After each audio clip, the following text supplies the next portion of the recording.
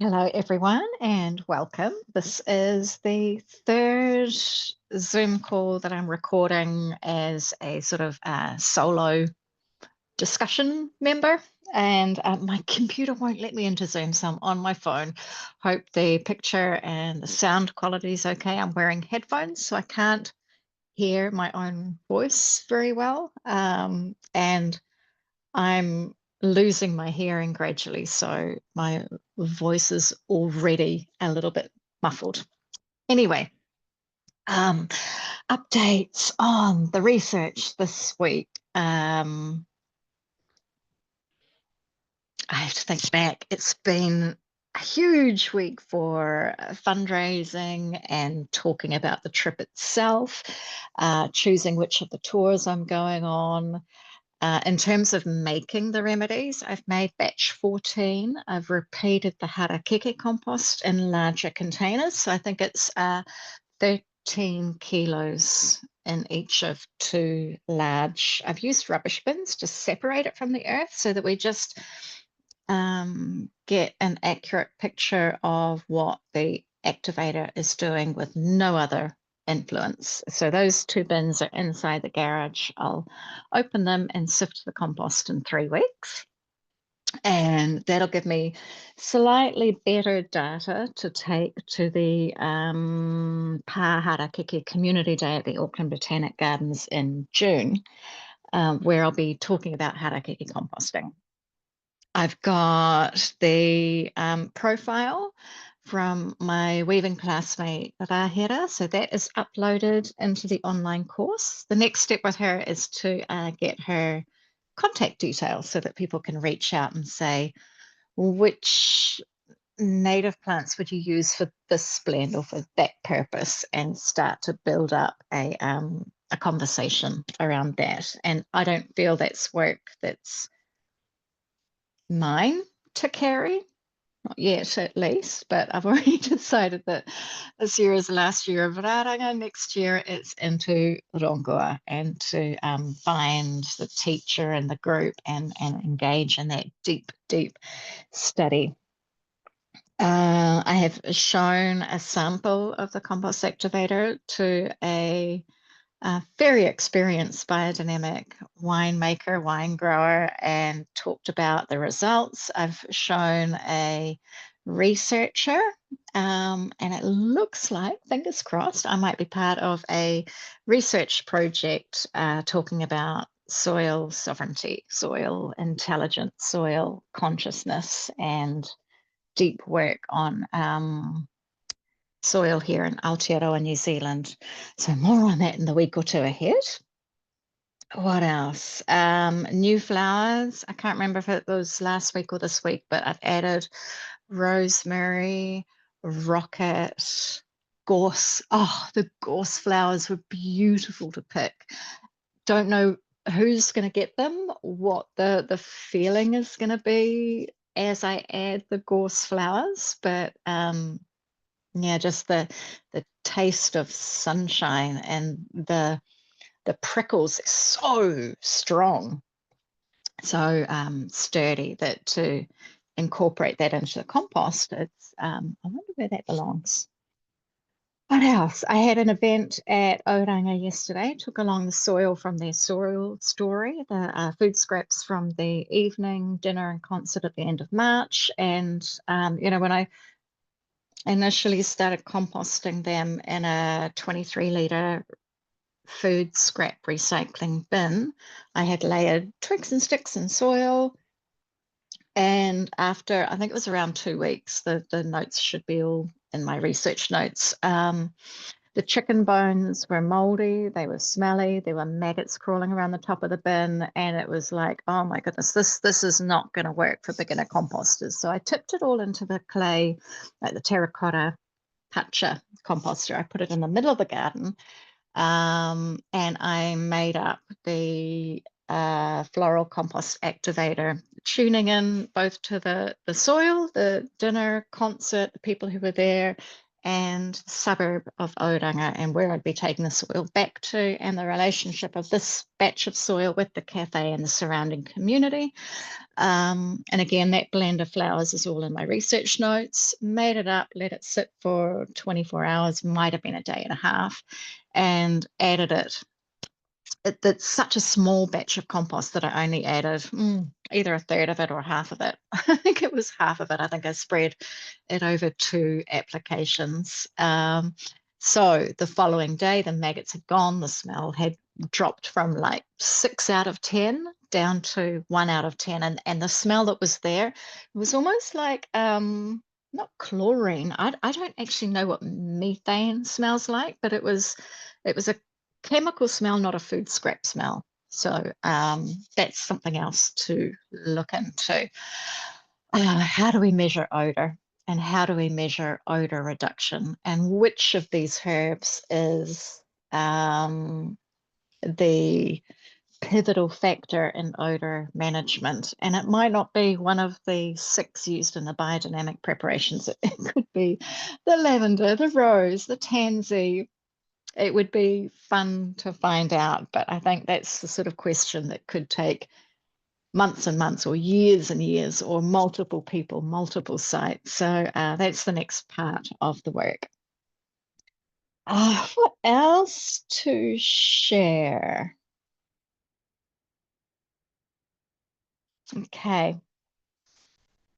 I would like to read another few paragraphs from Maye's book, The Common Sense Compost Making, just to keep it fresh in my mind why it's specifically Maye's perspective we're sort of reigniting, revitalizing, bringing it out of the bookshelf. And for me, it's the way she was not only dismissed by the anthroposophical movement and biodynamic movement in England, but she was also not ridiculed, but she was, and not even ignored, she was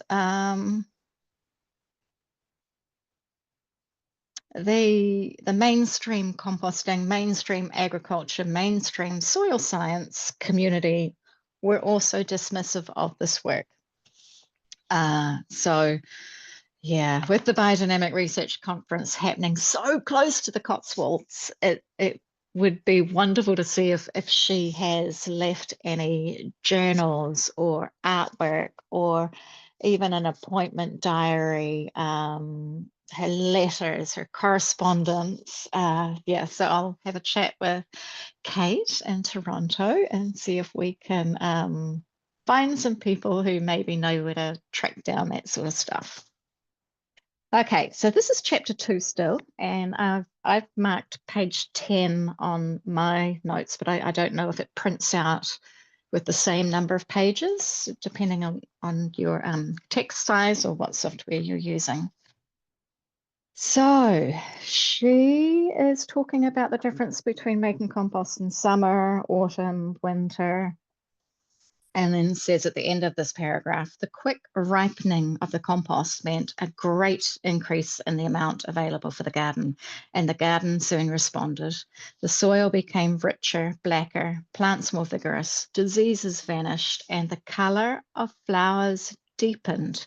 The flavor of vegetables improved. Many people visited the gardens, tried the system, and were delighted with the results. There were scoffers, of course, especially of the scientific chemical analyst mind. I came up against this type twice in quick succession.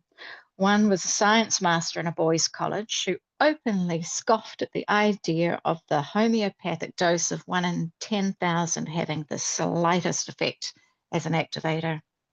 The other was the agricultural expert of a land settlement scheme, which was started to provide allotments, equipment, and advice for certain depressed areas, a grand bit of social work. One of the heads of the association had heard of the QR method and came to see for himself. Incidentally, the association was spending thousands a year on artificial fertilizers. He was delighted with all he saw and departed with leaflets and samples of the compost to show the agricultural expert. Naturally, nothing could be done without expert sanction. In a few days, the agricultural expert's report was sent to me with deep regret and a request to answer it. The expert turned down the system utterly and completely. I feel like crying. He said, one, plants require certain carbohydrates which were not present in the solutions. Two, that if the method were adopted, it would result in A, very slow disintegration, B, a compost of no manurial value whatever.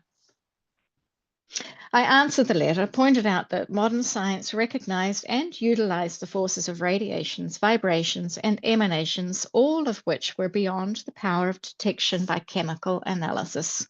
It seemed a pity that agriculture, a science of life, should deny the possibility of achievement along such paths. As to his two authoritative assertions, both were disproved by practical experience. A, no one could call an average of 2 months slow disintegration. B, my own flower garden had had nothing but vegetable compost for 4 years, and the quality of the produce, the health of the plants, the color of the flowers were well known over a wide area. I received a short, non-committal reply, and the matter dropped. I'll leave it there for today, but gosh, I can relate, and it is so similar to the experience I have here, uh, living between Tuakau and Pōkeno, close to the Pukekui growing area, and I think back to that food strategy meeting where I was in the room with commercial growers, the fertilizer companies, seed companies, local politicians, bankers, and just being shut down again and again and again and again that we cannot be organic. We have to use the fertilizers. We cannot plant companion plants. And even there's no way we can make our own compost, which was followed by a meeting where they were wanting to buy in compost, but it had to be cheap. They weren't willing to invest in land to dedicate to composting. And they're not even open to allowing biodynamics into the local research centre. Yeah, and just to add in that my local MP, my local politician who I met, I think it was like 3 years ago, he basically said, Katrina, the earth will wait. This is not your problem. Go get a job. Yeah. So that's probably enough of an update from me. I have scheduled the next discussion session for Zoom for Thursday morning, 10 a.m., 15th of May. And week by week, I'm open to requests. If there's a specific time that you really want to hop on a call with me or with whoever's coming, then we can schedule. I will hop on Zoom as late as 8 p.m. New Zealand time and as early as 7 a.m. New Zealand time. So hopefully that sort of 6 in the morning till 8 at night, that 14-hour window allows for anyone in the world to find a common, maybe not common daylight hour, but common clear thinking opportunity. And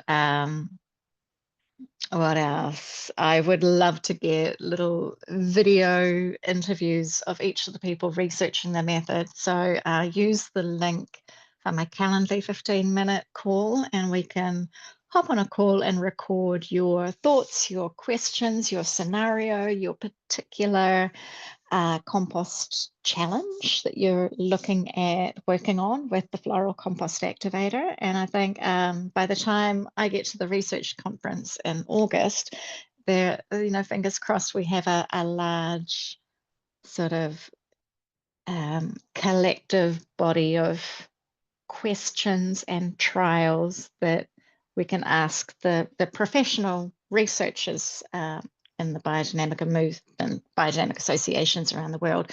We can say, what do we have to measure? What notes do we have to take? What would you like to see from us as citizen scientists, home gardeners, urban farmers, small scale growers, or even large scale growers, and then refine the work further. So that's all from me for today. Have a great week. I hope to talk soon.